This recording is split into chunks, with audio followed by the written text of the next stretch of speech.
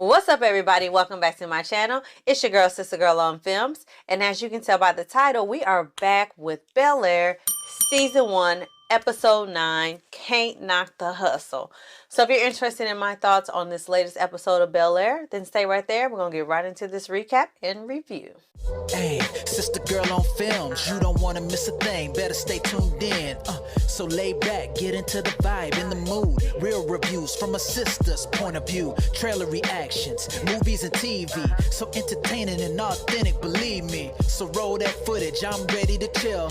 Time to hang out with my sister girl. Hey, Sister Girl on Films.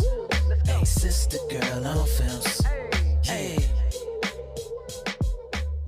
So before I get into my character by character recap review analysis, because y'all know how we do over here, I want to shout out Bel-Air for our cameos this episode. We had our girl Daphne Reed, who played our second Aunt Viv in the original, and Vernie Watson, who was our Aunt Vi, or Vi, Will's mother in the original Fresh Prince of Bel-Air.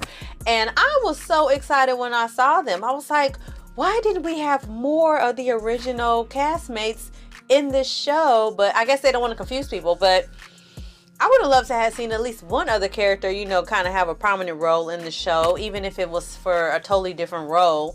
I would have been here for it because it just would have been kind of cool to see, you know, familiar faces in this new world that they've created. But, you know, I take what I can get, and I loved their cameo, and I'm curious if we're going to get any more cameos like that in the final 2 episodes. So kudos to you, Bel-Air.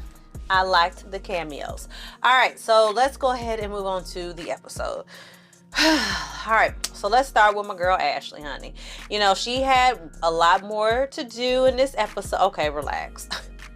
She had a little bit more to do in this episode. She had a couple more lines.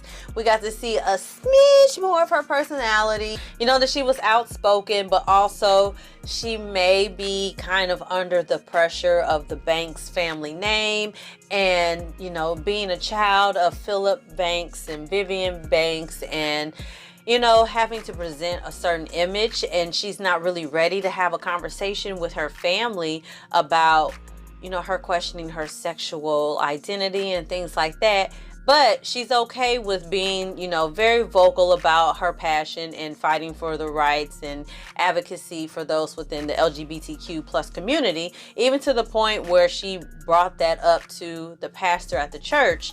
And I thought, okay, that's a pretty brave move. But I like that they are showing that this Ashley is very strong in her convictions, but then there's also still that vulnerability there with her where she's not quite comfortable opening up to her mother just yet.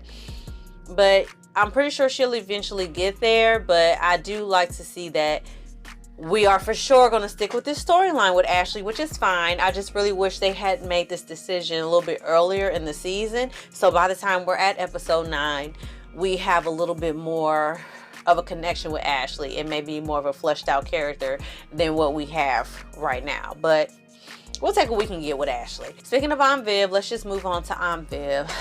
So Aunt Viv was kind of nervous this episode because she really wanted to get into the art program, you know, that she had applied for. And when she went to her meeting to do her interview, that's when we got the cameo from not the original, but the second Aunt Viv, and from Vi.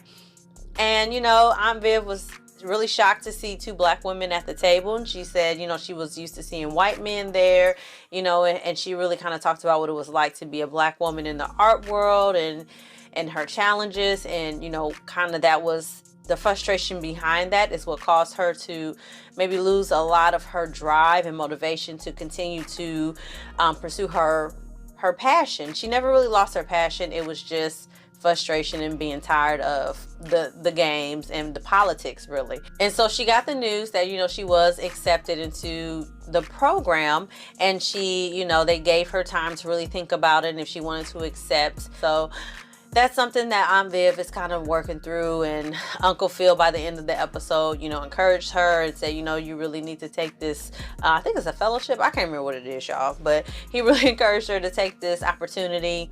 And so I'm pretty sure Aunt Viv is going to start to move in that direction. I don't know what it's going to mean for the show. I don't know how it's really relevant to the dynamic of the show. I really just wanted a Tawdry affair with Reed to really spice things up on the show, but it don't look like we're gonna get that because we ain't seen him since. Maybe Geoffrey did something to him, child. I don't know. On to Geoffrey. So Geoffrey, our main man Geoffrey, y'all.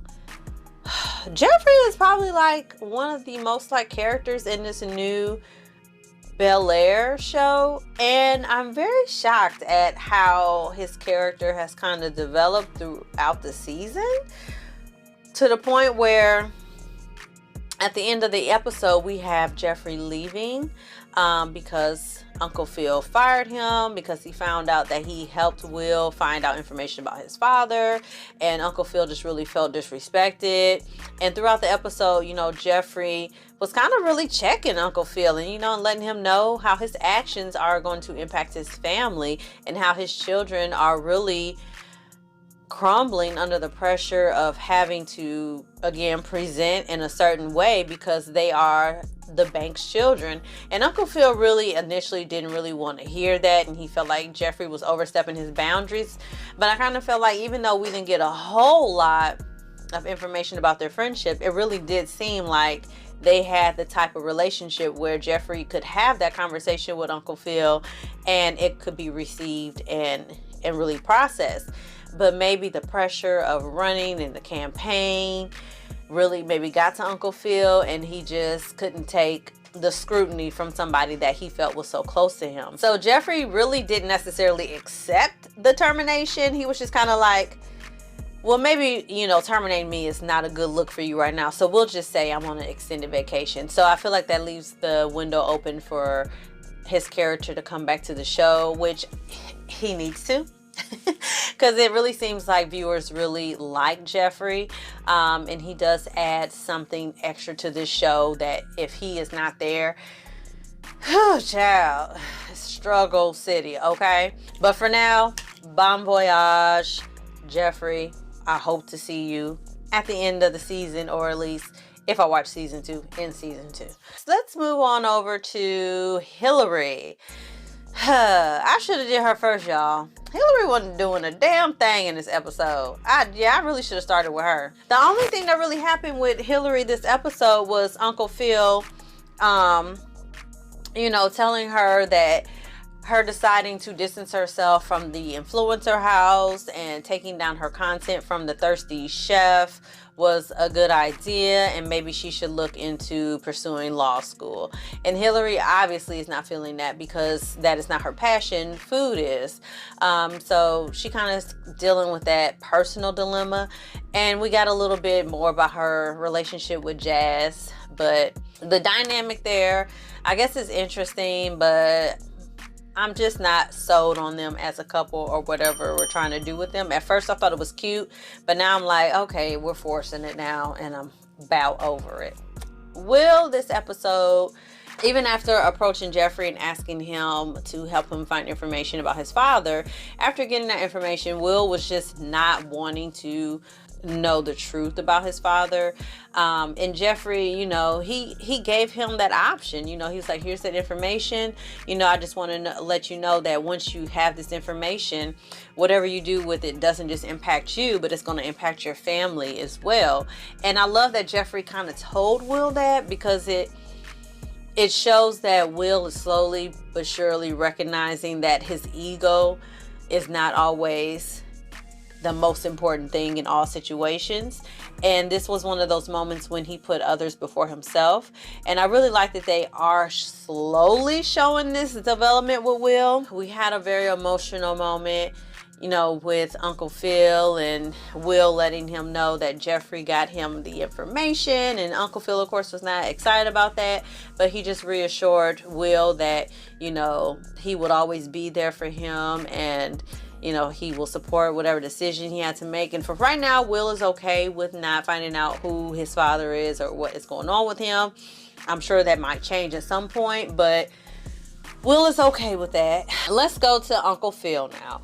So Uncle Phil, this episode, we really got to see a side of Uncle Phil that was very kind of cold with Geoffrey. And I think for Geoffrey, he was like, all right, you need to work on you, and I need space from you, so I'm gonna go ahead and distance myself. And you can tell that decision to temporarily part ways with Geoffrey kind of weighed on Uncle Phil, but I also think his realization that he was so focused on his campaign and him and trying to get dirt on people and cover up this and do that, that he just really lost touch with his family. And there's so much going on with his family that he doesn't even understand, and he's not really even there for them in the way he wants to be.